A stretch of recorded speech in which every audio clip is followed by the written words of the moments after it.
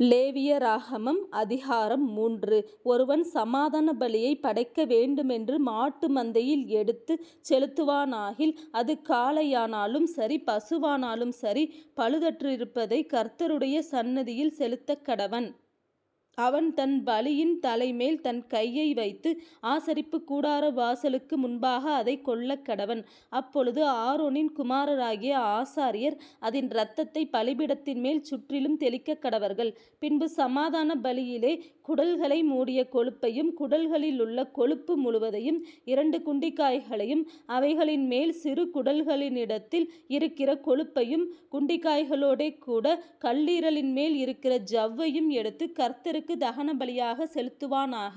அதை ஆரோனின் குமாரர் பலிபீடத்து அக்கினியிலுள்ள கட்டைகளின் மேல் போட்டிருக்கும் சர்வாங்க தகன பலியின் மீதில் போட்டு தகனிக்க கடவர்கள். இது கர்த்தருக்கு சுகந்த வாசனையான தகன பலி.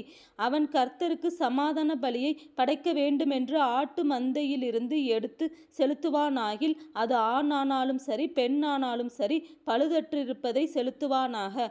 அவன் ஆட்டுக்குட்டியை பலியாக செலுத்த வேண்டுமானால் அதை கர்த்தருடைய சந்நிதியில் கொண்டு வந்து தன் பலியின் தலைமேல் தன் கையை வைத்து ஆசரிப்பு கூடாரத்துக்கு முன்பாக அதை கொல்லக் கடவன்.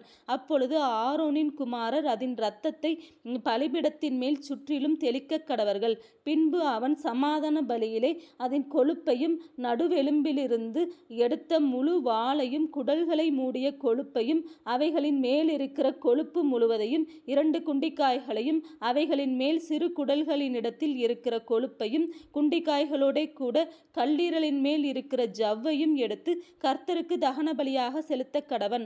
அதை ஆசாரியன் பலிபீடத்தின் மேல் தகனிக்க கடவன். இது கர்த்தருக்கு இடும் தகன ஆகாரம்.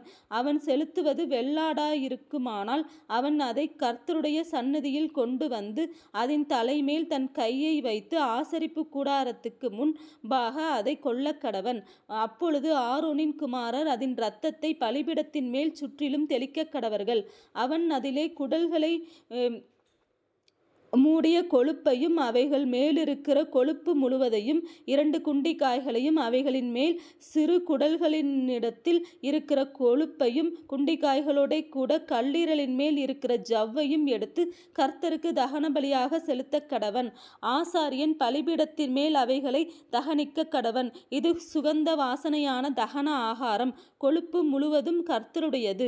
கொழுப்பையாவது இரத்தத்தையாவது நீங்கள் புசிக்கலாகாது. இது உங்கள் வாசஸ்தலங்கள் எங்கும் உங்கள் தலைமுறை தோறும் நித்திய கட்டளையாயிருக்கும் என்று சொல் என்றார்.